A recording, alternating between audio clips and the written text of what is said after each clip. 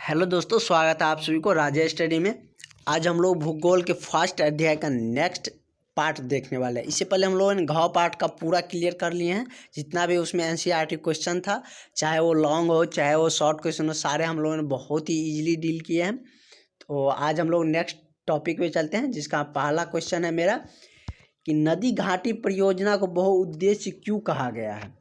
तो पहले ये जानते हैं कि नदी घाटी परियोजना होता क्या है, उसके बाद हम जानेंगे कि उसका बहुउद्देश्य मतलब उसका बहुत सारा क्या फ़ायदे हैं, मतलब किस किस उद्देश्य से बनाया गया। जैसे क्या बहुउद्देश्य का मतलब, जैसे तालाब बनाया गया था, तालाब का एक ही उद्देश्य से नहीं बनाया जाता है, उसमें बहुत सारा उद्देश्य है। ये है कि उसमें ना स्नान भी किया जाता है। अभी के समय में तो लोग कम करते हैं, पहले बहुत ज़्यादा उसमें स्नान स्नान किया जाता है। बहुत ज़्यादा लोग उसमें बहुत संख्या में स्नान करते थे। उसके बाद कपड़ा सफाई का काम होता है। अभी भी ज़्यादा मात्रा में कपड़ा का सफाई हो पाता है ग्रामीण इलाकों में।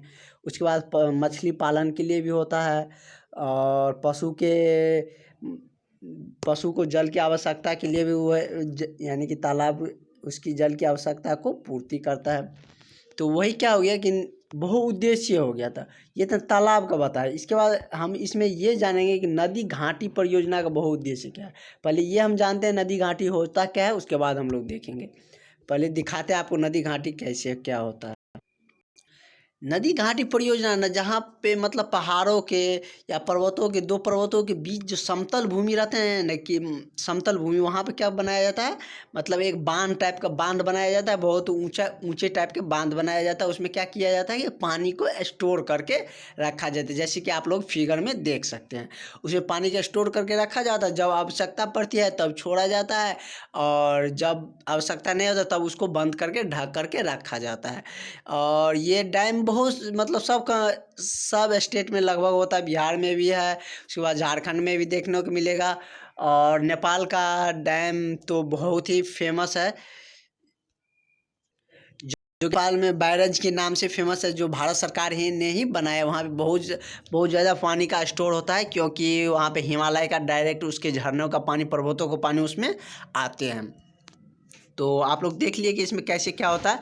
अब इसका क्या क्या कार्य है, किस उद्देश्य से बनाया गया है, ये सारी जानकारियाँ हम लोग देखेंगे। तो देखिए इसमें क्या है कि चलिए अब लोग हम तो समझ गए आप लोग नदी घाटी। अब इसका देखते हैं क्या क्या उद्देश्य था, ये इसके बारे में हम लोग जानते हैं। अब क्वेश्चन के टू द पॉइंट चलते हैं। और यह क्वेश्चन बहुत ही अच्छा है आपके बोर्ड एग्ज़ाम के लिए, मतलब बहुत बार पूछा भी गया है, और आप लोग से भी पूछा जा सकता है, इसलिए इसको प्रिपेयर करके रखिए। और चैनल पे नए हैं तो सब्सक्राइब जरूर करिए, और जो दोस्त तैयारी कर रहा है उसके पास शेयर भी कर दीजिए। क्या है मेरा उत्तर कि नदी घाटी परियोजना का उद्देश्य बहुउद्देश्य इसलिए कहा गया है, मतलब बहुत सारा उद्देश्य क्या क्या पूर्ति है, तो वो देखते हैं कि बहुउद्देश्य इसलिए कहा गया है क्योंकि इससे अनेक उद्देश्य की पूर्ति होती है। मतलब बहुत सारे कार्य इससे होते हैं, हमें हमारे बहुत सारे काम ये इससे पूरा होते हैं। सर्वप्रथम देखते हैं क्या है। सर्वप्रथम तो ये सिंचाई के लिए जल की प्राप्ति होती है। मतलब अब सिंचाई के लिए जल का प्राप्ति का मतलब क्या होगी, जैसे सुखाड़ का मौसम आ गया, गेहूं के जिस समय खेती करते उस समय बारिश ना के बराबर होता है, और हमें पानी का ज़रूरत है। तो ये क्या होगा, नदी घाटी परियोजना से हमें क्या होगा कि डैम से यदि फाटक जिसको बोला जाए तो उसको उठा दिया जाएगा, तो उससे पानी निकलेगा। उससे नहर, बहुत सारे नहर उससे कनेक्टेड रहते हैं, तो उससे मतलब सिंचाई का काम आसानी से हो जाता है। और दूसरा इससे बड़ा काम क्या होता है कि बिजली का उत्पादन, इससे बिजली बनाई जाती है। उसमें आप लोग फिगर में देख चुके कि कितनी मतलब वेलोसिटी से पानी ऊपर से मतलब नीचे और कितना स्पीड से गिरता है। तो उसमें क्या होता है कि बिजली का उत्पन्न किया जाता है, और बहुत अधिक मात्रा में इससे बिजली उत्पन्न होती है। बिजली उत्पन्न करने के बहुत सारे तरीके हैं, जैसे पवन चक्कर से भी किया जाता है, लेकिन उससे ज़्यादा बेनिफिशियल और उससे मतलब कम खर्च करके इससे बिजली उत्पन्न किया जाता है। उसके बाद हम देखते हैं, और तीसरा मेरा इसका उद्देश्य क्या है कि बाढ़ की रोकथाम की जाती है।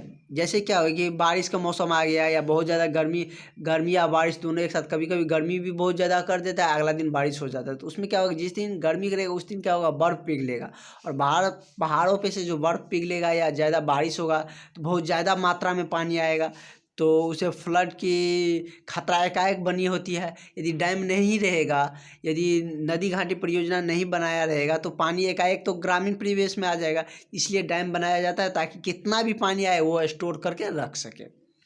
अब जब नहीं स्टोर होता है तो थोड़ा थोड़ा करके निकासी करता है और अलर्ट भी जारी कर देता है कि बारिश का खतरा है, आप लोग सचेत रहिए। ये भी हमें एक फ़ायदा हो गया इसका, एक ये भी उद्देश्य है। उसके बाद नेक्स्ट इसका उद्देश्य देखते हैं क्या है।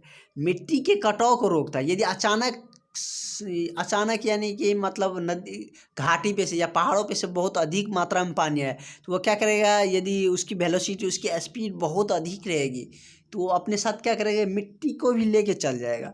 उसमें जो उपजाऊ मिट्टी होता है, जैसे हम लोग खेती करते हैं तो उसमें उपजाऊ मिट्टी रहता है, उसको लेके चल गया और बालू और मिट्टी का यानी कि धूल कण, ये पत्थर, छोटा छोटा कंक्रीट वगैरह रहता है, बालू सब वो सब मिला हुआ अगर खेत में आ गया तो क्या हमारा खेती हो पाएगा?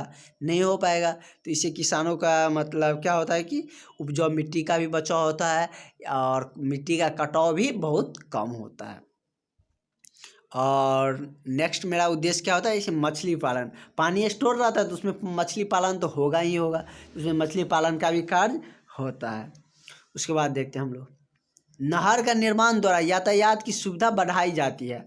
अब इसे क्या किया जाता है कि इसके द्वारा अब पानी के निकासी के लिए क्या किया जाएगा कि खेतों तक पानी ले जाने के लिए नहर बनाया जाता है और नहर के दोनों किनारे मतलब ऊंचा करके उस पर यातायात की सुविधा भी बनाई जाती है। मतलब उस पर आप लोग गाड़ी से जा आ भी सकते हैं। और आप लोग देखे भी होंगे कि नहर बना होता है तो उसके दोनों साइड मतलब रोड भी बना होते हैं, जहाँ पे डेवलप होता है उस पर बना ही होता है।